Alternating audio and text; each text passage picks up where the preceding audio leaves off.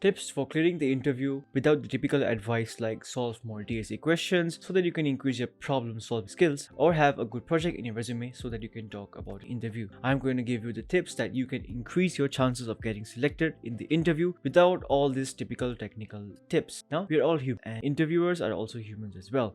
We like to work with people that we like. And interviewers are supposed to be not biased in an interview, but since we're all human, we have a subconscious bias. So these are the things that I'm going to share to make the interviewer like you, and that can help you to push the favor to help you to clear the interview. So let's talk about it. Tip number 1: research about your interviewer. Know the person who is going to take your interview. Try to learn more about them and check their Instagram, check their LinkedIn, check their Facebook. Just stalk them basically. So know your interviewer really well. You might ask why. What you want to do is try to find something common between you and the interviewer. The interviewer will be biased and there will be a high chances of liking you.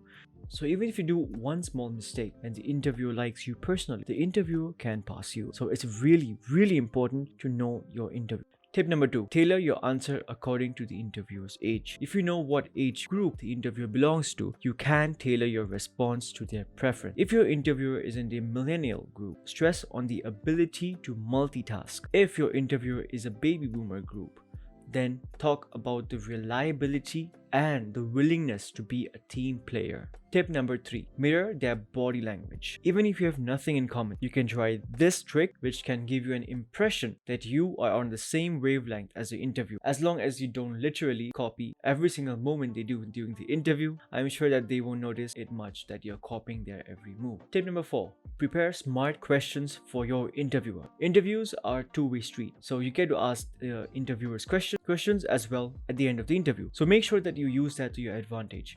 You might be thinking, what kind of advantage would you get by asking this interview question? Well, since that's the end of the interview where you ask questions, and you can use that time to impress your interviewer, and if they get impressed, since it's the end of the interview, the odds are much higher that they will be in your favor. So let me share some examples so you can steal it to clear your interview. 1. Can you explain some of the day-to-day responsibilities this job entails? 2. If I were in this position, how would my performance be measured and how often? 3. What are the challenges you're currently facing in your role? 4. What department does this team work with regularly? Make a great first impression. Since interviews are now virtual, making a great impression by wearing formals and nice shoes are gone. Heck, I've even seen some of my friends wearing formal shirts and shorts for the interviews. Some of my friends means me. Anyway, making a great first impression is important. So how can you do that? You can make sure that you join the meetings 5 to 10 minutes early, smile, not in the creepy way though. So make sure that your room is also well lit so that your interviewer can see you clearly. Tip number 6: be authentic and positive.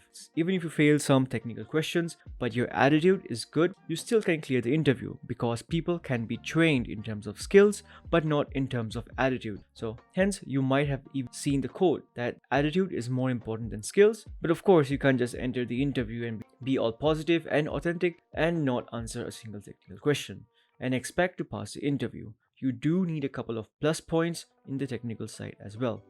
Being authentic and being positive is something that everyone would like to have and would like to see in their workplace. Tip number 7: interview on Tuesdays and Thursdays after lunch. Yeah, you have a higher chances of getting selected on Tuesdays and Thursdays after lunch. This is one small hack that might help you, but don't take this super seriously. I just read this somewhere in the internet and I can kind of relate. As an employee, that Monday blues are always there. I wouldn't want to be in a mood to interview anyone, especially not on a Monday morning. I would be comfortable, especially after lunch, since that is a time where everyone's moods, or at least the most of the time, is good. And I also read this article on Indeed about the best time to interview, so you can say that this data is sourced from Indeed. So do check out the article, and I'll add the link in the description below. Tip number 8: adapt to the situation. Now, what does it mean to adapt to a situation? It means if the interviewer wants the answer in a specific way which you're not used to it, try to adapt to that situation and give the interviewer what they want. The goal of the interview is to keep your interviewer happy and satisfied with the answer. That's all. It's not about showing how much knowledge you have, and it's not about how many languages you can show off or what type of past experiences you have. The only thing that matters is to keep the interviewer happy. If your interviewer likes the process more than the end goal, you can focus more on that, or vice versa.